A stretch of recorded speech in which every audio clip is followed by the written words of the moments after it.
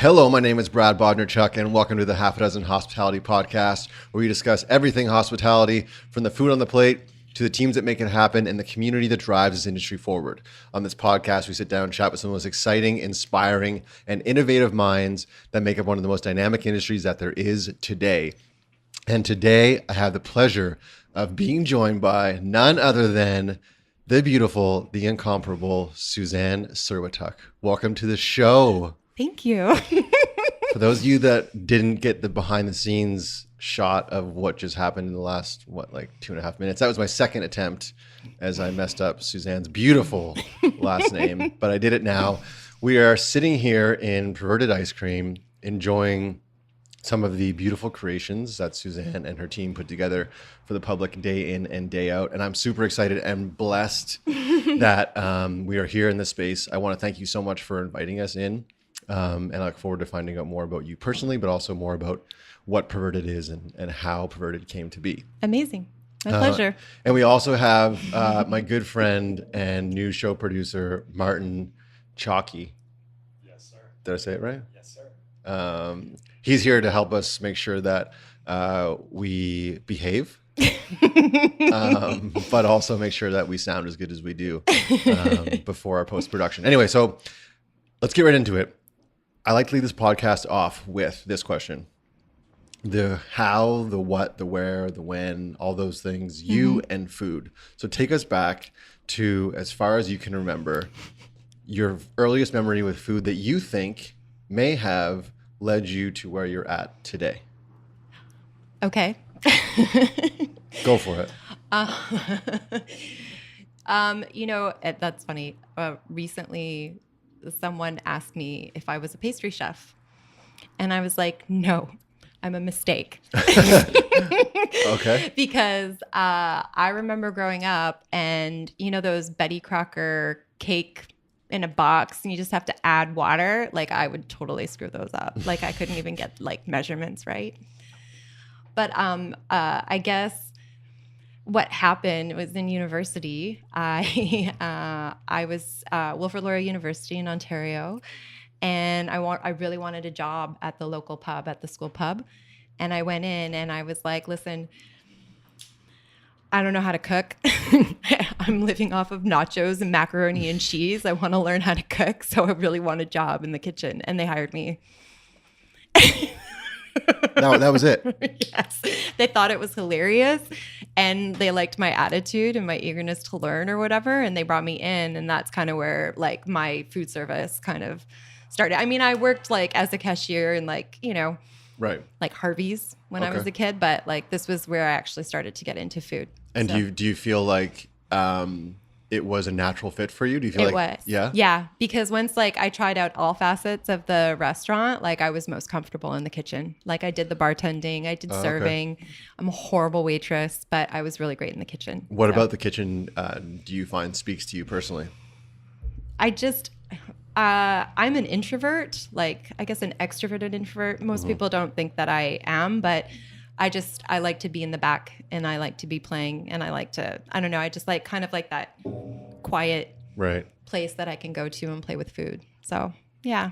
Does Perverted Ice Cream provide that for you? Or do you have to be more of the face of the business with this brand? I'm kind of everything, I guess, at this point. To be honest, when we first opened 6 months ago, we didn't put a face on it. We just let the brand kind of speak for itself. There were so many people talking about it. They're like, what the heck is Perverted Ice Cream? And so we kind of let that speak for itself. But, now in the past couple months, I'm really kind of getting out of the kitchen, I guess, so to speak. And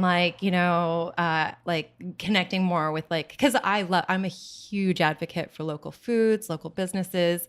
I love that. So now I'm kind of ready to just kind of take ownership of that and Perverted's mine. Let's let's meet, maybe collab, do whatever, but actually get out more in the public. So, but I like it in the kitchen. And there's I can't remember her name, but there's this Chef's Table episode and she has a restaurant in Slovenia. And when she first became the chef, it was her husband was taking over her dad's business, and it was like his dad's business and he had to do it. And she's like, I guess I'll cook. Right. know? You're right. And because her style, and like now she's like a Michelin star chef in the world, and it Right. was because like it sucked for the first little while, but then she had no real training in it, and it became like there were no rules that she had to follow, you know? And with Perverted, like there's such a huge potential for what we could do.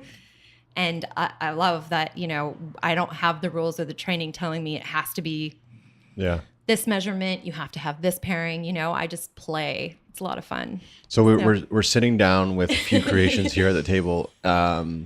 They're awesome. Some very traditional, like Yeah, the like the affogato. So delicious. So yeah, very, very delicious. Yeah. But then we have other items here, which is very Halloween inspired, if I may. That was our Halloween one, but we're still serving it because people are intrigued. Yeah. So it has what does it have on it? So it has Ball's melon liqueur, and yeah. it's mixed with a marshmallow base, so it becomes like a creamy, slimy kind of thing. Oh, okay. And like a drizzle. And then there's our signature black chocolate hard shell, but it also has roasted crickets. Roasted crickets. That was it for the Yeah. added protein and crunch. Well, because Beetlejuice eats bugs. So, Yeah. and it was very Halloween, and I felt Beetlejuice was just such a perfect fit and theme for our Halloween. Yeah, so. very much so. Yeah. So how much of this, meaning like this creative platform, do you really jive with? Like, does this speak to you of who you are, like viscerally to the bones of your, like the marrow of your bones? Is this you? Is this Suzanne? Yeah.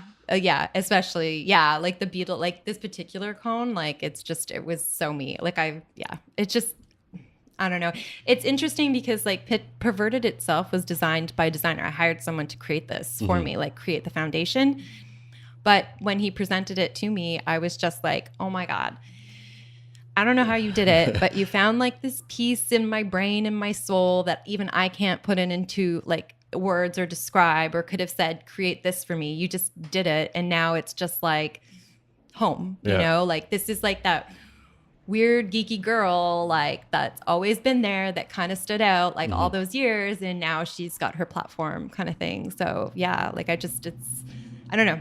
Yeah, I think it's amazing. I actually months ago, I actually drove by. It must have been when you first opened. And my previous job had me driving downtown quite a bit, and I drove by and I saw the blacked out windows and I saw the branding, and I didn't quite understand what it was. And I remember I went home and Googled it, and I was like, "What? That is? They're doing ice cream in there?" And it's so counterintuitive. Again, if you guys aren't on YouTube right now, you can't see the space, or if you don't already follow Suzanne and her team here at Perverted, please go out and do that. But it is very counterintuitive to what I think general population would think of when they think ice cream. Totally. It's that was not the plan. Yeah, it's not white and airy and like pinks and blues. It's blacked out. It is very tongue in cheek, and a lot of it's branding, which I actually appreciate. And for me, it is like walking into a bit of a dark side. And it reminded me when you were just speaking about the designer you had who designed this for you, and they were able to kind of pull out that side of you. Every one of us has a dark side, and a lot of us don't celebrate it or use it to our benefit. Totally. But I'm reading a book called Relentless by Tim Grover. Shout out Tim Grover. And he talks about how a lot of the world's supremely successful people, athletes, entrepreneurs, they take their dark side, they embrace it. Yeah. So do you feel like you've done that? You've been able to embrace your dark side and kind of let it shine through, if you will? I feel it's a process, but yeah, it is. Yeah. Like, cause it's basically what I say is it's permission. Like this place is giving me permission to do all of those things that I wanted to do. Like the social media in particular, I have been just dying for years to be tongue in cheek and say it like it is, or, you know, just put out whatever racy thing and have people like, yeah, I get it. Or, you know, I love it and think it's fun and stuff, you know, like, and not cross any lines. Like I still want to maintain, like the thing is with perverted means to distort or corrupt from its original or natural state. That's the thing that I fell in love with about the concept, because there's so much potential for that. Right. You know, and like we have people saying that we're not perverted enough. And I'm like, I know what they want, but I get to still decide what I give to you as perverted, you know, like the ice cream with the condom on it. Right. Yeah. We'll definitely get into that. And I still think the beautiful thing about this brand and my exposure to it so far, there still is a lot of ambiguity. Yes. So if you want for it to go a little bit further, then you can use like your own mind to allow for that, but it doesn't need to be that much further in your face. I think it does it. No. It does it really well. Yeah. One thing you mentioned just a few minutes ago was about maybe stepping up a little bit more and coming out of quote unquote the back of the kitchen to be more of the face of the brand. Do you feel like in doing that, you'll be a little more muted or a little more governed in regards to how perverted you are on social media, because you felt like it was allowing you to do that because you weren't necessarily the face? So do you feel like now that you're stepping in a little more to be the face, will that message change? Or are you now, you've exercised that, you're comfortable with it, and you're just going to run with it? I think like I still have a little ways to go as far as embracing it, but there's still a lot more that I want. Like there's a huge vision that I have for Perverted, and I need to be out there and doing this. And like it's like practicing, like yoga or whatever. For me, my practice is getting out and networking and owning the brand and stuff like that. But it's like kind of bringing those two together. Do you know what I mean? Like finding the balance and stuff. But I don't think it's going to change. I still want to maintain that, like, there's a line and I might go right up to it and like touch it, but I don't want to cross it because this is a woman-owned business and I want to do a lot with it, and I don't want anyone to compromise that with any, So, I mean, it takes some thought to make sure that I don't cross that line, but I'm having a lot of fun with it for right now. So. That's so cool. Can we talk about something, switching gears a little bit, a little personal for you and personal to me? It's come up on the show a few times. I don't know why it is, but I've been blessed with an abundance of female guests. And it's inspiring to me because of the industry. The niche that I have on this show is hospitality. So it's restaurants, bars, it's ice cream shops, that kind of thing. But it's inspiring to me that I'm seeing so many women now populating that space, because years and years ago, that wasn't the case, be it front of house or back of house. But something I wanted to touch on quickly was I was raised by my mom as a single mom, my sister and I, and you are a single mom. Is there something unique, and this is a chance for you to kind of fly your flag and toot your own horn, something too unique to the powers that you and your tribe, meaning other single moms, have? And what is that? And why are you guys able to run businesses and be leaders and do these things? Because I feel like you are. And again, this is your opportunity to fly your flag and be like, yeah, we're awesome. But what is it? Like I sat down with Lori Joyce a few weeks ago from Better With, who you know really well. She really inspired me because she's just so aggressive, but does it in such a tasteful way. And I get that feeling from you as well. So there's something about that dynamic about being a single mom that gives you guys like these added superpowers to do things like open up such a changing brand in such a different industry. There's something, one of the things that I just loved about starting this was I'm like, wait till they find out I'm a single mom. Yeah, that almost makes it more perverted. Right? I was like, that's part of the reason we're like, let's just let the brand speak for itself for a little while before we divulge the fact that it's like it's owned by a single mom, because it's like I just want it to be like kind of it's an entity on its own, and it kind of takes me for a ride sometimes. I don't think that I have superpowers. I don't know. There's something burning inside of me to do something. Yeah. And I don't know that it's unique to single moms or what it is. Do you know what I mean? Like, I think it's just me, and like it just happens to be that there's like, there's more permission for us to just go out and do this now. So maybe that's why there's more single moms that are just tackling it and doing it or whatever, And I don't know. I feel like my superpower is that I'm crazy. Yeah, but you need that though, right? Yeah, so I'll say I'm crazy, and people be like, "It's a risk. It's not crazy." And I'm like, "No, I feel crazy." And once a week, I'm like, "What the hell am I doing?" And I had this conversation yesterday with a mom. We both worked in grocery years ago, and we did marketing, and we knew each other that way, and we finally connected after a little while. And she's like, "Do you feel like you're a psycho boss?" And I'm like, "I'm a total psycho boss." But it's like it is personal to us, and I don't know that it's because I don't know. I don't know if it's because I'm a single mom. all last year, like I was working for other people and their brands. I was doing marketing, I was doing events, and it was I had worked in grocery. I worked at Whole Foods before. Okay. And I got really connected with all these local companies and their brands. And because I loved it, I was like, I branched out from Whole Foods and started representing them and doing their marketing and doing their social media and doing events and stuff like that. And the whole year, for one, I was like, these entrepreneurs are insane. Right. And then people were like, you should do your own thing. And so I was like, you know, there's just so many people saying that. So finally, I just feel like it all fell into place. I don't know. Yeah. I'm just amazed by, like I said, I don't know if it's just innately who I'm like attracted to ask to come onto the show because of my background with my mom or what it is. But again, I'm reminded of Lori from Better With. I'm reminded of Natalie from East Van Jam.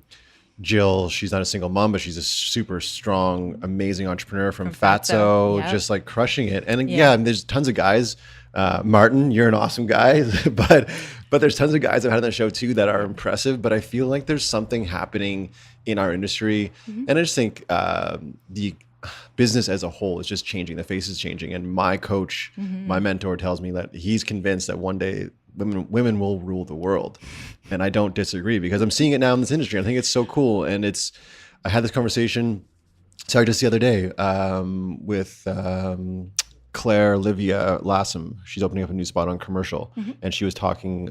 We were talking just about this, about how. Sorry, I'm going off a bit of a diatribe here, but how like the female energy to me is more of what hospitality is. Do you know what I mean? Like it's a generalized statement, but I feel like that is what hospitality is. That warm, comforting, we're like welcoming, natural hostesses. Yeah, exactly. Yeah, and not in a demeaning way, like in a celebratory way. Like you guys, again, this is a very general statement. Yeah. But women tend to have a little bit more tact and like feel for like what's going on, what someone needs, that kind of thing. Yeah. So I just think we're finally seeing a bit of shift, and I celebrate people like yourself in this industry and witnessing the success you've had. I think it's fantastic. It's interesting because in the past, because it's been 20 years since I first started in like the food industry, like when I was in university, and it's like, you know, it's in the past 2 years, there's this huge shift that I actually didn't expect to see in my lifetime. Do you know what I mean? And I was like, whoa, this is amazing. Like, what a time. So yeah, so we're definitely, I'm trying to embrace it. I'm working my butt off, but I'm trying to embrace it. And as a single mom, you don't have a choice. I feel, well, you know, part of me is like, I want to do something great. I want to do something for other women as well. Like I really connect with other women entrepreneurs for sure. That's been a thing for me for years that I've been inspired by. But oh gosh, you lost your train. Yes, it happens. I jinxed you because I said before we turned the mics on that it happened to someone, and it happened to Lori. I want to talk about something you quickly mentioned was crazy. And you don't, Suzanne, you don't strike me as crazy, but in another book I'm reading called the Hagakure, which is like this samurai warrior thing, they talk about to be successful, you have to get insane and desperate. Do you feel like with this project, you have been insane and desperate, and that is why it is witnessing the success that it's had? Yes. Okay. Abso-smurfly. Abso-smurfly? I like that. I have, there is so many things that keeps this running. And like, there's so many factors that, you know, like in the first 2 months, my ice cream machine was acting up consistently, and the ice cream kept melting really fast. And we were having issues, and then the ice cream machine company is like, it's the mix. And the mix company people were like, it's the machine. And I was like, you guys are killing me. Like, someone own up and figure this out. You know what I mean? So yeah, like, I mean, I had to, like I did. Eventually I got crazy. I put my foot down, and, you know, something's got to give. And now I have a brand new machine. Like, you know what I mean? Like, yeah, absolutely. But and that goes back to what I was saying about being a single mom. And being a single dad too. Like, shout out to single dads as well. A lot of times we don't have a choice. Yeah. So it's like, you just got to get it done. Yeah. And I think it reminds me again about his other theory about death ground. And death ground is a lot of things that we go through our day with, if we don't do something, a task, there's no real pain associated with it. Whereas if you associate death ground, meaning like associate pain, if I don't go to yoga, then I'm going to have to pay Martin $100. That would hurt me. Sweet deal, Martin. Right. Whereas if you don't get your ice cream machine fixed, you might not have been thinking about death ground or pain, No, but there is pain associated with that. So Totally. you didn't have any other choice but No. to get it done. Yeah. And that's been like a huge, I mean, it was a fast learning curve, but it was like I lost the luxury of like having certain choices or like having time to like Right. run. Should I make this decision or should I make this decision? Right. You know, I'm like, no, I have to open the store every single day at 11 o'clock in the summer. And if it doesn't change, it doesn't change. And like, it'll continue like, you know, the melted ice cream is going to continue to be all over the sidewalk out front and people are going to continue to like comment on Yelp. And I'm like, this can't continue, you know, like this isn't what I set out to do. And now's my chance to fix it. So Boom. Job done. Death ground. Yes. Right now she's punching her hand. For those that haven't been exposed yet to the Perverted brand and they haven't followed you yet on social media, what are you doing, you savages? Give her a follow. How would you describe what perverted is? I know we talked about what the word definition. is, but what is when people walk into this space, what are you hoping speaks to them about what this brand is? I love every, like, it doesn't get old. I stand at the till and people come in and they're like, what is this place? You just wanted to come in. Like, is this really ice cream? Like, you know, because they're like, it looks like a tattoo parlor. It looks like a nightclub. It looks like a sex club. Like, I was like, yeah, I know.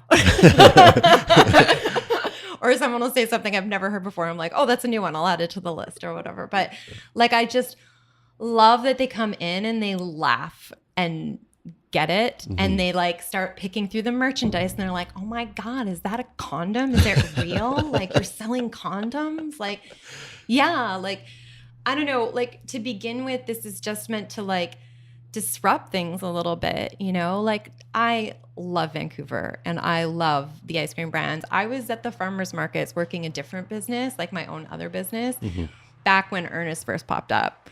With their little bicycle selling pints, and I'd give them smoothies and they'd give me ice cream. And I love that about the farmers markets and stuff. So don't get me wrong. I love all of the businesses here. Right. I just wanted to do something completely different. Yeah. And like after my last business closed, people were like, are you going to do another juice truck? You going to do another juice smoothie truck? I was like, no. Right. I was like, it's been done. Those stores are starting to close up and not do anything. I was like, if I'm going to do something, I'm going to do something that no one else is doing. So, Yeah.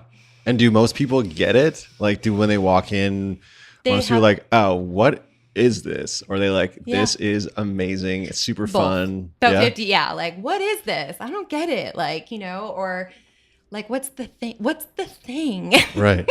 Yeah. Which just makes me laugh. I was like, well, what drew you to come in here? Like, why are you so curious? You know, there's a funny thing that I love. Like, every morning when I come in, I have to wipe the windows down every day, like clean the windows because there's nose prints and face prints all over the windows in the morning. Perverts. I know, they're all peeping all night. Like, what is it? Or even during the day, I'm like, they peep all day long. Like, I'm like, just come on in. Right. Like, you know, so I think people getting it, they love it. Like, especially like I've had a lot of tourists. They're like, come to New York, come to LA, like come here, come there. Like, they just love it and they think it's so fun. And I think that people aren't normally, they might be a little bit more conservative even. They're having a little bit of fun with it. Right. You know what I mean? Like, they're just, it's like, the idea is like, that's ice cream. Yeah. You're supposed to just go in and have an ice cream and it's supposed to be fun. Well, this is just a twist on that. You know what I mean? And it touches a spot that, you know, maybe you don't touch often enough. I don't know. Maybe you should touch it more. Martin, I'm going to ask you to lean in a bit to the mic, but you don't spend much time in the downtown core, and you didn't know much of Perverted Ice Cream before we came in today. And when we drove by, I was like, oh, that's it. So I'm wondering, when you drove by and I pointed it to you, like, what did you see or what did you think when you saw right away the brand? Or did you even click because Martin was driving looking for parking for us? Well, I was trying to be a safe driver here, but Of course. no, it's different than the norm. So it was kind of cool, or it's just blacked out. So I'm like, I don't even know what it was. So that's why people leave their face prints, right? Yeah, on totally. the window. So yeah, you definitely love want to it. check it out. So yeah, you don't know what it is, and it's that curiosity that grabs your attention. Yeah. Yeah, So- that was for me. Like I said, when I first drove by months ago, I think it must have been when you first opened or within Yeah. the first little while. It just really caught my eye, and the branding speaks to me a lot. Yeah. Which I love. And then the name obviously is super intriguing, and, Totally. and the fact that it is ice cream and something that is generally more like juvenile and a little more playful now is a little more grown up and maybe even more playful. Totally. Yeah. There's just so much potential and room and stuff that I want to do with this. Like I've barely, the tip of the iceberg. Very cool. Yeah. What is it about this industry? Like, why are you populating, I'll call it the hospitality space. Why are you populating food and bev? What is it about this industry that intrigues you? I know we talked about your kind of affliction for like working in the back of the house and doing the kitchen thing, but why do you find yourself still after 20 years you're in this industry? What is it for you that speaks to you and makes you want to do a smoothie thing and then do an ice cream thing and then keep in it? Why stay in it? I think I love branding. Absolutely. I love branding. And, if I had seen potential in another industry, sure, maybe I would have done something else there. But now it's come to the point where I just know food well enough. I'm not going to say I'm a pro or anything like that, but I feel like this is where my niche is. You know what I mean? Like when I was doing my juice and smoothie truck years ago, it was just, I don't know where it came from. It just came out of me. It was really funny. The experience of our opening day here. Someone that had been the biggest fan of my juice and smoothie truck years ago showed up for the very first day to get ice cream, and now he's like the biggest fan of Perverted. And it was just like, I don't know. It's just I don't know. I just thought it was cool. You know what I mean? Because I keep getting drawn to places where it hasn't been touched yet. That's where I want to go. Because when I opened my truck was called the Juice Caboose. Oh, I like that. Again, very tongue in cheek. The Juice Caboose. All the names had like train kind of names, and I mostly did the farmers markets and events and stuff. And instead of like branding my truck with a big, cover, I left it white and I left Crayola markers out there. And what do you do to a train? Well, people like graffiti it. So all day long at my events, people drew all over the truck and stuff like that, But that was before, that was just at the same time like Juice Truck was starting, like just opening. Right. So we were ahead of the curve. Right. With that. And now there's juice cafes everywhere. There's 2 on a block, and stuff. And that's, I don't know, I just love that innovation. I was a raw foodist. That's what drew me into being into that industry. And then I played and did all kinds of stuff in the kitchen. So I don't know, we were playing with ice cream for a little bit. This spot became available and I'm like, let's do it. Do you feel like there will be other people looking, or are there other people already looking to emulate and copy what you're doing here? Well, definitely people are interested in hey, can we, franchising and licensing and things like that. So we're definitely talking and looking at that. But is anyone kind of copying and doing like a darker side of ice cream that you've seen? There are a couple of shops that are already out there, but it wasn't like it was darker or whatever, but it still had that white Subway tile to it. Do you know what I mean? It might have the black cones, but it wasn't a full black kind of darker. Right. It was still like there's one in LA called Little Damage, you know what I mean? Okay. And it was still just what I found was it's still, and I don't mean to do this, but it's still playful and a little girly. Yeah, that's cool. You know what I mean? Yeah. And one thing that I love about this brand is how many guys come in here and they're like, this is awesome. And I'm like, yeah, I own this. That's so cool. Great way to meet guys. Okay, you would think, but it's not. No? That's so, well, you know what? Hey, I'm sure there's many, many capable and willing, very handsome men listening.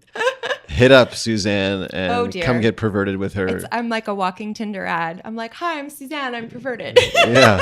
You don't know. I'm not trying to be a Tinder ad for you. I'm just saying you're a pretty rad person. You got your SHIT together, which is pretty cool. Let's talk about condoms for a minute. since we're kind of there. Since we're on the topic. Yeah. Sure. So, of dating. So how did that come to be? Was that a moment where you were laying in bed, reading a book, and you were like, huh, what about a condom in the ice cream? Ice cream. Yeah.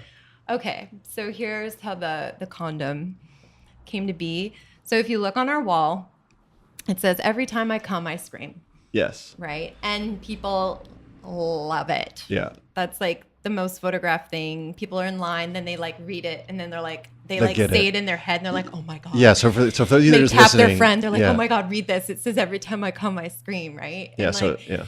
I was like, how do I get that off the wall and into people's pockets and outside of the store? Do you know what I mean? And I didn't want to do anything traditional. I was like, I don't want a t-shirt or a tote bag that says every time I come, I scream, because the idea is like, with it sitting there right where it is, you're lining up to buy an ice cream. Every time you come to the till, Right. you order an ice cream Yeah. and you get an ice cream. It makes logical sense, right? So I was like, what can I put it on that, you know, would be impactful and make sense and stuff? And I don't know. I don't know where it came from. I just had a moment. I was like, what if I put a condom on the ice cream? But it was like a separate thought from this, right? Like those were two separate ideas. I was like, how do I get this on? And what if I put in a condom on the ice cream? And then I did some and then I was like, I had a really conservative friend come in, and he's really big in marketing and stuff. He said, you know, you should put a condom on the ice cream. And I was like, that was permission. I was like, Right. I've already been looking into it. I've already been thinking about it. But then when he said it was like, yeah, you know, I got to do it. You know what I mean? And then, but I was like, it can't be any condom. It has to be branded. It has to be at least black or something. It's got to be on brand. Like I can't do anything. And it turned out the search to find a branded condom was actually quite easy. Oh yeah. Yeah, there's Okay, just there's a company down in the States that does it. And so I did. And then what was interesting was like, I put in my order, I designed the condom, that's when the two came together. I was like, what would I write on it? And like, a lot of people were like, just put your logo. And I was like, no, it's just not enough. You know what I mean? And I was like, you know what would be funny is if I put that on the condom. Yeah. And so I did that. And then I ordered them, and they were like, oh, I'm sorry, we're not shipping to Canada anymore because there's all these holdups at the border or whatever with our condoms. Damn condom holdups. Are you serious? So I was like, okay, well, can you send it down to Point Roberts? I was like, I'll just go, I'll grab it. And it worked fine. And then it was an interesting experience because I had to go through the border. Right. So what company are you with? And they're like on the other side of the room. Right. They're like, what's your company name? And I'm like, Perverted Ice Cream. And I've got everyone's attention in the whole room or whatever. And they're like, is that family friendly? I'm like, yeah, it actually quite is. Yeah. But anyways, it was funny. And like having to fill out the forms, and it's like, you know, like contraceptives on the form. And I'm like, but it was the easiest process getting through the border with them. But I was determined. I was like, there's no way I'm not getting these condoms. It's just that idea that I was just like, I'm hooked on it. I have to do this. And then, you know, I started creating the condom, and I called it something else for a little while. And then it was like Pop the Cherry, which was like, up until the last second, I was like, you know, that's completely like, it just doesn't fit because we're like, yeah, it's not really on brand. Yeah. You know, and I was like, you know, if you think about it, like, this is a date product. Like I was like, and that's where no single guys come to get ice cream with their buddies. Like very few do. Like this is like the ultimate date place or a place with their girlfriend. So this is where the struggle is real. The struggle is real. But like I don't know, like it's just that it all kind of fell into place, and then I did it. And like I had this moment, I'm like, is this gonna work? Like, you know, like is this impactful or perverted? And I'm like, the thing is like people are telling me to be more perverted. And I'm like, I know what they want. They want 50 Shades of Ice Cream. They want like spankings. They want like whatever. They want the weird kinky shit. And I was like, no, that's not true to perverted, because perverted is to distort from its natural state. And I was like, you know what's perverted is putting an ice cream, like a condom, on your food. Yeah. Because that's not where it belongs. And that's what's perverted. And so people are like, cool. they're like, I'm like, well, condoms aren't perverted. They're quite safe. And, but yeah, like that whole idea of putting it on food was just, and it just all kind of fell into place. And then I just was like, I was killing myself over what was going to go on the cone. And then finally I was like, I just had to rip it off. I was like, just do it. Right. Just do it. It can't be more perfect. It's fine. And then I did a teaser on our Insta stories that we had, like I just did a picture of the box full of condoms. And then the next thing you know, like people are trying to get a hold of me. They want to post it. I was like, so it works, right? Yeah. Yeah. That's crazy. That's so cool. And it just like, and then like one social media outlet picked it up and another one picked it up. The condom company emailed me the next day. They were like, we've been doing this for 10 years and no one's put a condom on food. Sorry. It's okay. But I was like, are you serious? Really? Okay, cool. So from now on, if anyone puts a condom on their food as a garnish, I did it first, right? Yeah, exactly. You are a trendsetter. Something as you were talking, I'm reminded of a story. The woman that wrote Eat, Pray, Love. Yes. Elizabeth Gilbert. Thank you so much. Mm-hmm. She also wrote Big Magic. Mm-hmm. I don't know if you read it, but the part of Big Magic she talks about inspiration, how inspiration is like a living, breathing thing. Mm-hmm. It needs to be nurtured and like fed. And if you don't act on the inspiration, it will then leave you and find someone else. Yeah. So with this whole condom idea, this was like the world talking to you, or the universe, whatever you want to call it, saying like, I'm down with that. Do this. Do it. Yeah. And all it took was your friend coming in and being like, you should do that. And okay, then I'm doing permission. it. Yeah. Permission granted. Yeah, you know exactly. what I mean? It was like, or affirmation. Like I was thinking the exact same thing. Thank you. I'm doing it. Yeah. Is there any other inspirations that you have that you can kind of share with us that you are waiting for more permission on, or no, are those under lock and key? I'm waiting more for money. That's fair. But yeah, no, I like, it's really what's great about the condom, like about the I will always glove you. It's okay. Come on in. We have a guest. It's Glenn. Hey, Glenn. I thought you were in earlier. It's all good. He delivers our cloths and my mat. Glenn, you can move that light wherever you need to move it, and that handy Tupperware Rubbermaid thing. Yeah, perfect. Amazing. You just do your job. Thank you. Thank you. Glenn's the best. Glenn's great and very quiet as well, which is very nice. Yes. Thank you, Glenn. Glenn's also a bit perverted, apparently. Now I forgot what we were. Oh, we were just talking about. Is there any other inspiring things that you kind of feel right now that you're needing some more justification on? Not so much justification. So here, the thing is that I did do this Sunday. I did a Sunday competition in the summer, and it was a total flop. Oh, right. And that was kind of like the beginning. Like that was the first new product that I had launched since the store had opened and stuff like that. And there was a local food personality that does these challenges, and I was like, yeah, let's do it. And then immediately I was just like, I don't know that this is the right fit, like I was like, okay. And up until the last second, I was just working on that Sunday. And I mean, people loved, like there were people that loved it, like more of our local following, and people loved it, and they were sad when it went away. It was like make your man go pop. Okay. It had like mango passion fruit sauce and pop rocks and popping boba, and it was a great Sunday, but it was kind of like, it didn't do what I wanted it to do. And that's where it was like, okay, when the condom one like hit me, it was like, that's this your niche. Is like, that's, yeah. So I do have other ideas. So like next week is our first event. Oh, cool. So we're taking it outside of, thank you. Taking it outside of the store. Yeah. And kind of setting ourselves up to be like, you can hire us to come to your event. You can hire us to come to your party. We can come and get perverted at your party. Okie dokie. Yeah. And so that's kind of like a winter-ish plan. I mean, it'll be all year long, but now's the party season. Now's the time to like give us a call and book us for your events and parties and stuff. But next week we're doing Hawker's Market. Yeah, cool. Which I'm super stoked about, because that's like one of my kind of gaps, is that people still don't know that we're local. Mm-hmm. Right.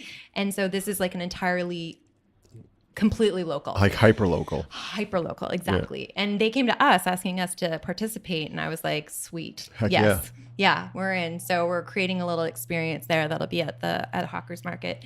But yeah, we have that, and that's kind of the launching pad for that. We're doing more merchandise and stuff like that, but it's more What I'm really excited about is doing perverted experiences both in the store and out of the store. And I don't mean just like popping up at an event or a party and Right. scooping some ice cream. I want to do something next level. Very cool. Yeah, like next level stuff, because there's not like, again, it's on brand. We can do something cool, but again, like I don't want to do it or launch it until it's like exactly amazing and right. You know what I mean? I don't Right. want to do it for the sake of doing it or to like just get people coming in, but you know, I think like we could do something really cool, and there's a lot of ideas, and I'm at that point where I'm like, the condom cone, like it's called I Will Always Glove You. Right. That was my permission. Now I don't need it as much. That was kind of my affirmation that I'm like, no, you are the brand. You're doing it. You don't need whatever it is that you think Right. that you need to keep doing this. You've got it, you know? So yeah. In talking about waiting for something to be perfect, like you're talking about these executions in the public, Yeah. I'm reminded by another quote that I love, and it is, if your first version is perfect, you've waited too long. Does that resonate with you at all? Totally. Yeah? Yeah. So do Yeah. you feel like with Perverted, you've done some things like the Sunday or any other activations that you've done that you believed in? They weren't necessarily as polished as you wanted them to be, but you still did it because you understood that time is of the essence. Well, that was the Beetlejuice cone. Like I Okay, was banging cool. that one out right up into the last second. And then Yeah. it was like, I had a cone ready. I had it photographed. And then it was like, I was literally standing behind the counter making ice cream. And I was like, nope, melon balls, da da da. And then I was like, I'm leaving. I left the store. I went and grabbed the ingredients really quickly. Right. And like whipped it up in the back. And I was like, this is it. And then like within an hour we had it photographed. And I was like, okay, like source everything we needed quickly. Like I knew we had crickets. Right. But the look and the feel and the liqueur that we were going to put in it, like it just wasn't fitting yet. And it looked too cartoony and sweet, and it didn't look perverted, you Right. know? But like it just hit me, and it was like, just do it. And that was it, you Yeah. know? And so when I have those moments, I kind of got to just go with it. Yeah. Pull the trigger. Exactly. Yeah. Like, and that's like, I had that feeling exactly with with the I Will Always Glove You. I was like, you have to just rip off the like Band-Aid or whatever it is. Just do it. Stop Overthinking Just it. stop Yeah. overthinking. Yeah. Overthinking. Yeah. Yeah. Something I was going to ask you about the importance of media. And something that's come up a lot on this show is people's opinions on how important they think it is or how unimportant they think it is. And I look at your social media, I'm talking about Instagram in particular, and how well it's curated, and it has a very succinct and consistent message. How important do you think, and this is not for your business necessarily, but this industry as a whole, how important do you think it is that people have a very solid social media platform or a consistent message with their brand? It's very important. Yeah. Yeah. And then what are you doing, or how cognizant are you of what you're putting out there, and what thought goes into what a shot looks like, or the words you're using? Like how much thought is put into each and every message you're putting out to the public? I wish more. Okay. To be honest, I wish there was more time to put into all of like every single post.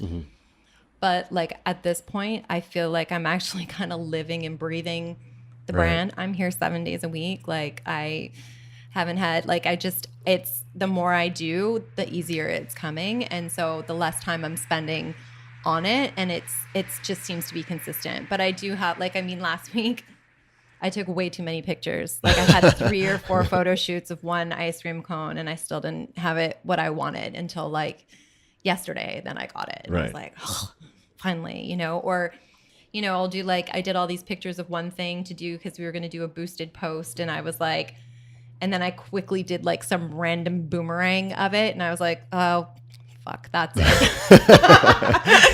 You know, I was like, I can't believe I just did all this other stuff. But it's the process that gets you there anyways. Because Yeah. it's like, nope, that's not it. Nope, that's not it. And then Right. you keep going. Or sometimes I just nail it on the first try. Why is it so important though in this industry to have something curated so well and have the message be so consistent? What is it? Is it unique to our space, or that is every business right now needs to have something that's just popping as far as how they speak to the public? I was kind of wondering about that recently, even just because if you look at celebrities, they're so not curated, right?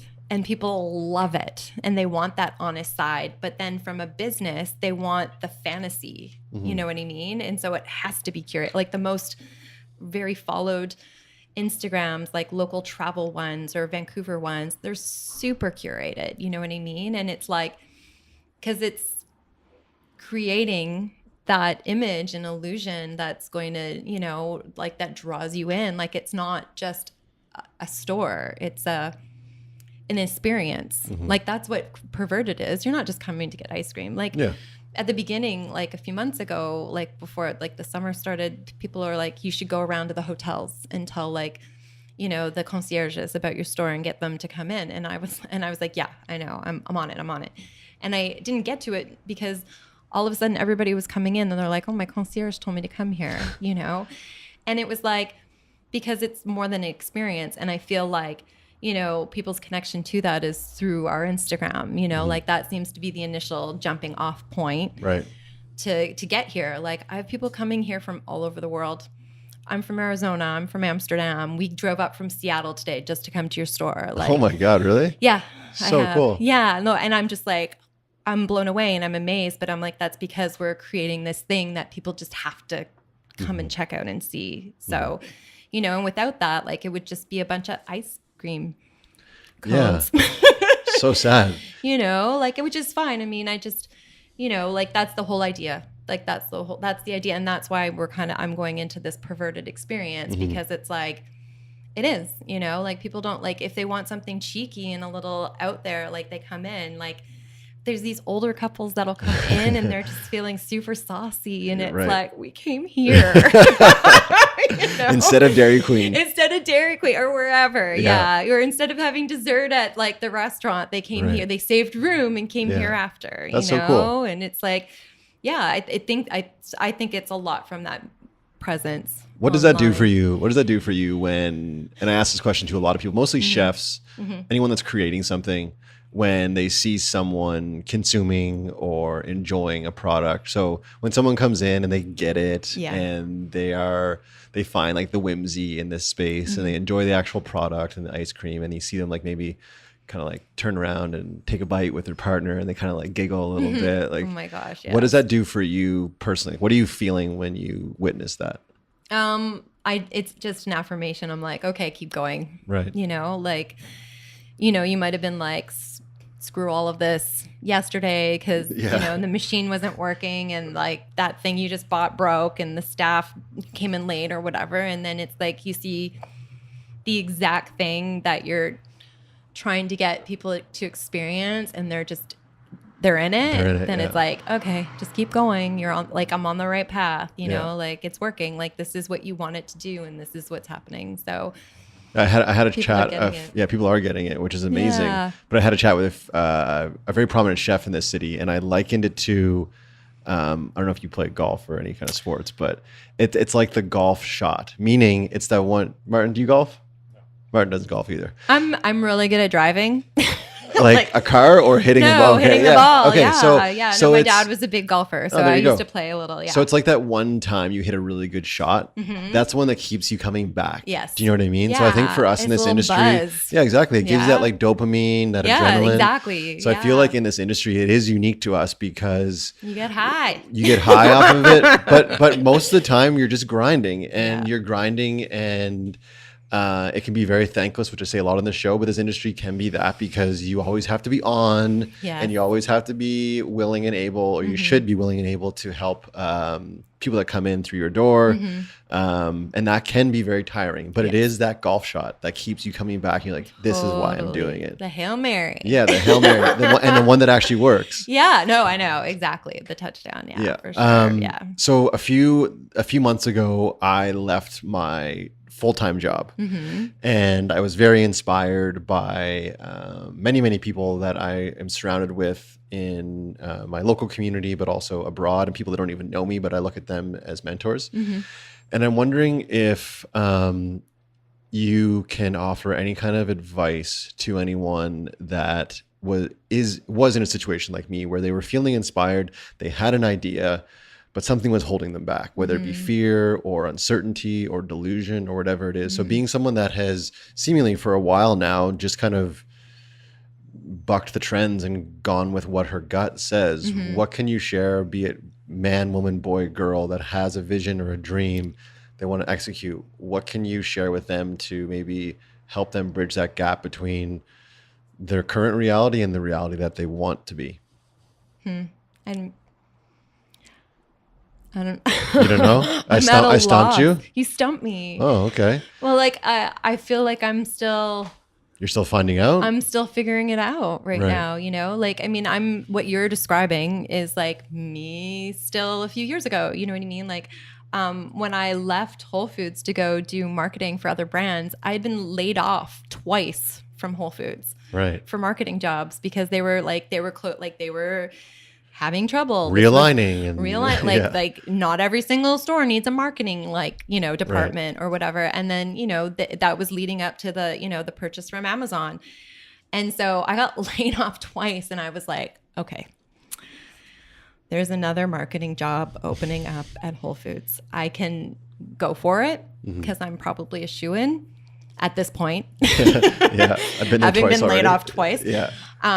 Or I could just do something else. And, I had something lined up before I gave my notice and left Whole Foods. And I mean, Whole Foods is still a home for me. At the beginning of this year, I worked there for 4 months while I was getting Perverted ready. I worked up at Whole Foods, because they needed some staff. Everybody's short staff in Vancouver right now, but I worked for them for 4 more months until the week the store opened. So it was nice to have that. I've cultivated good enough relationships, and my work ethic is there that I could go back for a few months, which felt really, good. But I don't know. I guess it's just go. I don't know. Just go for it. I know. It's difficult to hard. articulate, and it's so unique person to person. I do not want people all going out there and quitting their jobs. Following their dreams. And if it doesn't go well, blaming Suzanne. So. Yeah. No, and I don't think it will. I think it takes a certain person. This is what I'm learning as I go through this process as well. And Martin, feel free to interject here if you have any advice to our listeners. But I'm going to go off tangent a bit in regards to hospitality and just talk about something that is near and dear to my heart, and is just that, is embracing that side of you. And if you are inspired to go out and do something, go out and do it. If your job isn't, if you're listening to this right now and you are listening at work and you hate your job, change. Just do something that you're passionate about. And you may not make $1 million right away. You may not make $60,000 right away, but align with a passion. And I think something you mentioned, Suzanne, that is the harsh reality is if you work for a massively successful business like Whole Foods and you are a marketer for them, it doesn't mean you're going to be a marketer for them on Monday morning. We have this illusion that there's a security in working for someone else, and a lot of times there isn't, because you are just, the reality is you are an employee. That is all you are, and they may value you and what you do, but as soon as you stop being of value to them, then you no longer have a job. And I'm motivated by people like you who are creating space in an industry for themselves, and then also creating opportunities for other people. So I just think we need to, as a whole, get over the idea of the sense of security when we're working for someone else, because it's not really up to us. But to your point as well, please, everyone, don't go quit your jobs, because the economy would literally, the bottom would fall out and my show would get shut down somehow, some way. But I guess it's my last point is just chase the whimsies a bit. Go and try it. It doesn't have to be, okay, I'm quitting my job and I'm going to follow my dreams tomorrow. It's not like that. There's a lot of small achievable steps that can lead up to that. And maybe even if you're sitting there and you're miserable in your job, maybe it's it's not so much just changing to open your own business, but maybe it's just you need a moment to take better care of yourself. You know what I mean? Yeah, or go volunteer somewhere. Yeah, I mean, I struggle with that, now that the business is open, I feel the business owns me, right? Yeah, true. And I mean, I want to have a little more time for myself, and I want to have a little more time for my son. And, and I mean, that's kind of the stuff that I've given up, but I'm doing it because I want out. Remember when I lost my train of thought? Oh, we're coming back. It just came back. Yes. I want, when I got into this, I was I want to be the fucking single mom that can buy her own house in fucking Vancouver. Hell yeah. And have a place of my own for my son and I, you know what I mean? I I want to own it. Like, I don't want to have to rely Right. on whatever it is that I need to come in. You know, I want to create that. And that's kind of like, that was a driving factor. I was like, I'm doing Perverted so that we have like, I want to elevate things for us. You know, I have a certain lifestyle in mind for my son and I. And, you know, I think that we're going to get that from this. But, you know, right now it's kind of sacrifice time. You know what I mean? Like, so, you know, but he's old. Like, I'm lucky. He's almost 12. He kind of gets what's going on. You can conceptualize it. Yeah. Right. You know, and he's supportive, you know, oh, it's okay, mom, you know, like, and then we do make up for the time here and there or whatever, but you know, it's not perfect or ideal, and it's going to take time to, like, none of this living your dream stuff happens overnight. No, like it's so much, and it's so much hard work, like, you know, and whatever you think was a problem before, it's like there's a whole new set of problems when you Oh my God. It's like doing a home renovation. Do this. Which Martin's done, I know, a few times, and I don't know myself, where like you literally fix one thing and then something else breaks. And then you go to Home Depot so many times that they now, shout out Home Depot, hit me up for a sponsorship. But you end up going to Home Depot like 75 times. I think that is it's a great analogy for what this hustle is. Yeah. Don't quit your job and just say you're going to be the next Brad Pitt or the next whatever it is, the next Jeff Bezos of Amazon, because that probably isn't reality. But could you be a killer actor or a great entrepreneur? Yes, you can, but it's going to take blood, sweat, and years. Yes. Not just tears, but years, like a long, long time. So I appreciate the fact that you seem to be, what do they say? Robert Greene says, attached to reality like a spider to its web. So it's like feet on the ground, but head in the clouds. Yeah. So it's like you have these big audacious goals, which I have as well for myself. And I think the fact that you laughed when you said own a home in Vancouver, and you laughed, and I think that should be the reaction when you say it out loud and you say it to your friends. They should laugh and be like, are you serious? Be like, actually, I am serious. Yeah. And if your friends aren't laughing at your goals probably aren't big enough. Do you know what I mean? Like they should be like jaw dropping to the point of like disbelief. Well, I definitely have that. Like, I mean, and I'm not going to share kind of some of that stuff quite yet for Perverted, like, because it's still a little ways away or whatever. But I've already had some people be like, you can't do that with Perverted. You can't be a woman owning a company called Perverted and do what you plan to do. And I'm like, watch me. Yeah. Because that's like challenge accepted. Yeah, exactly. Thank you. Don't mess with a single mom. That's what I was saying. It was like Jeff Bezos, the Amazon guru, who way back when was selling books online. That was it. Well,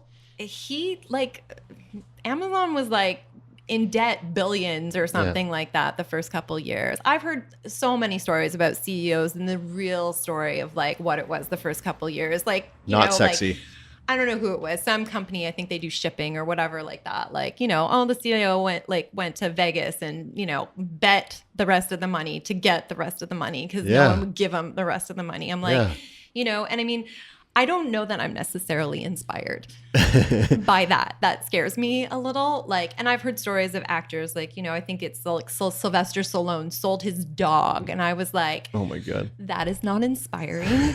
Do not sell your dog. That's so sad. Martin's a dog owner. You're a dog owner. So is that. I had to jump in there. You know, but I was like, we can do this crazy stuff, but I think the new reality is that we can do this without sacrificing our souls. Yeah. Oh, 100%. And I think that is the beauty. Like, sorry, finish your thought. Finish your thought. No, I stopped looking to these people that did insane, like, you know, like take your time, plan it out, and you can do that. Yeah. You know, there is some crazy to it for yes. sure. Yeah. But like, you know, I don't think, like, I just don't believe that you have to sacrifice everything to get that dream. And then when you get that dream, is it really going to be what you thought it was? Exactly. You know what I mean? Like, just take it bit by bit, you know, like, because it's totally doable. It's just, it doesn't, anyway, that's my but also impression. be resilient as well. And when people say you can't do it, kind of put that in your cookie jar and be like, actually I can, and I'm going to come back to you in 5 years and show you that I did. Mm-hmm. That's the plan. Yeah, I like it. That's probably a good place to start to wrap it up. But before I let you go, I have for you 2 questions that I ask every single guest. Okay. And feel free to wiggle a bit here. You can, or bob and weave. The first one I have for you is, I need from you Suzanne's half a dozen have twos. So I need from you 1 to 6. So you can do 1 or all the way to 6 of things you've experienced in your life, whether it's perverted related, food related, ice cream related, a book you've read, a concert you've been to, a trip you've taken, anything that you've done in your life to date that you wish for the listeners to try or do themselves. So 1 to 6 things that you want for our listeners to try themselves. She is super excited about this. She is not challenged at all. She is ready to go as she buries her head into her not vanilla sweatshirt. Oh my God, 6 things that people... 1 to 6. So you can do 1 if you want. I feel like I kind of touched on this earlier. Okay. Like before we even started, I was like, overalls. Oh yeah, overalls. So are you saying people have to wear overalls? I just, no, I don't know. She you don't have to do yoga pants. You can do overalls. Okay, there you go. Suzanne was the original overall girl way back when, and she hasn't stopped wearing them. Yeah, just with that, like they went out, but I never stopped wearing them, and then they came back in, right? So I don't know. Anyways, okay. So is there a book you've read or a concert you've been to or movie you've seen? I was going to say concert. Okay, cool. Yes. Hart and Joan Jett 2 years ago. Oh, very cool. Amazing. The best concert of my life. Where? Downtown here at the cool. Orpheum. Yeah, amazing. Yeah. So see them live. Hart. Yeah, Hart's my jam. Can you give us a few bars from your favorite Hart song? No. I didn't think I'd get you to blush. Because it's mostly like Nancy jamming on the guitar and and doing this, like the sidekick. Oh yeah, that was a Martin, good sidekick. Good sidekick. Yeah, great and I sidekick. did it, Definitely. sitting. But like that's what it's about. Like they're amazing. They do like really killer Led Zeppelin covers too. And then Joan Jett, who is like, she is Joan Jett. She was like, so like when we did our music for Perverted, we have like we have 6 different types of music for music that you can hear when you're in here. And we were like, I want an 80s metal one. And the music company sent me back this music, and I'm like, where the fuck is Joan Jett? There wasn't like a single woman on the list. I was like, did you just seriously send like a woman-owned company, like not a single woman rocker? Right. Like, I mean, give me Runaways, give me Cherry Bomb. Right? So yes, absolutely. So Hart and Joan Jett, Runaways. Go see them live. Yeah, well, not the Runaways, but Joan Jett and Hart. That was overalls. Overalls, get in them. Anything else? Oh my gosh. Oh, you know, the almond milk latte at 49th Parallel. Oh, shout out 49th Parallel. I can't live without it. Oh. I will wait in the giant lineup every single day for the 49th Parallel. Amazing. In-house almond milk latte. Is that 3? That's 3. That's good. I mean, if you want to stop there, we can. 6? I don't know. You tell me. I feel too much pressure. Okay, cool. We'll move on then. We're not quite done yet. I have for you then, not the pressure isn't off yet, because I have for you the half a dozen haven't yet. So more of a bucket list type thing. So things that Suzanne hasn't experienced in her life that she wants to experience. A concert she hasn't seen, a trip she hasn't taken, a home she hasn't purchased. Do you know what I mean? Something along those lines, so you can give listeners a little more idea of Suzanne and what drives her. Well, I feel like people are gonna like laugh at me, but I really want to go to Portland. I've never been. You've never been to Portland? I've never been to Portland. Martin has a very nice vehicle. Martin, we should do. We should take a traveling podcast to Portland. I would love that. Yeah, a grown-up trip to Portland. Yeah. Maybe we'll bring your dogs though. I'll have to bring my baby. Oh yeah, that's okay. Okay. I like babies. Yeah. We'll bring Lindsay and Lena, and we'll do a Portland trip. Yeah. Okay. Portland trip. That's easy. No, I really want to go. I've never been to an NFL game. I really want to go to an NFL. So Seattle Seahawks, perhaps? Probably. That would be the easiest. I mean, I would obviously I'd go to the Super Bowl if I could, but I'll take an NFL game. Yeah. My other thing has been on my list for a few years and I haven't been able, and it just seems so easy, but I've also meant to go down to Seattle and watch the Blue Jays when they're here. Oh yeah, that's a big thing. And I haven't done it yet. Where are you from originally? Toronto. Oh, okay, cool. Yeah. Yeah, so that's kind of near and dear to your heart a bit. I mean, I was a huge Blue Jays fan when I was young, and I played baseball. I feel like there could be kind of a collab with the I Heart BJs and Perverted. So you get where I'm going with that? Have you seen those T-shirts? I have. Yeah, I feel like there could be like a Perverted Ice Cream day at Safeco. And That would be amazing. Yeah. We could figure something out for sure. So that's 3. That's 3. That's good. So 3 at the start, three of the have tos and 3 of the haven't yet. If you want to cap out there, we can, but you don't have to. Yeah. We'll leave it at that. Cool. Very sporty. I know. I don't follow any sports, but that's all right. We dropped a phone. It's all good. I love going to sporting events. Yeah, live sports are the best. Yeah, very, I love very it. cool. That's a very good date. Great date. Shout out to all you handsome men out there. I absolutely love. Yeah. Those are great dates. Okay, guys. Well, I feel like that is probably a great spot to wrap it up. But before we do, I want to thank Suzanne so much for having us into her very beautiful and very perverted space. If you guys haven't checked out the space here locally in Vancouver, I implore you to come in and check it out. It is a really, really cool and very unique space. And if you're not local, please give Suzanne some support online. Show her a follow at Perverted Ice Cream on all the platforms. Yeah, at Perverted Ice Cream on Instagram, PV Ice Cream on Twitter, Facebook. Oh, Facebook. Okay. And then it's just pervertedicecream.com is our website. Amazing. Yeah. And I want to say thank you again. People like you, men and women that are doing what you're doing really inspire me. So thank you so much. So, you're giggling? Why are you giggling? No, I'm just thank you. No, it's all good. So flattered. I'm just like, no, really? It's good. No, like I said, I want to take time, and it's really important to me that I take time at the end of my show to highlight what it is that you are doing.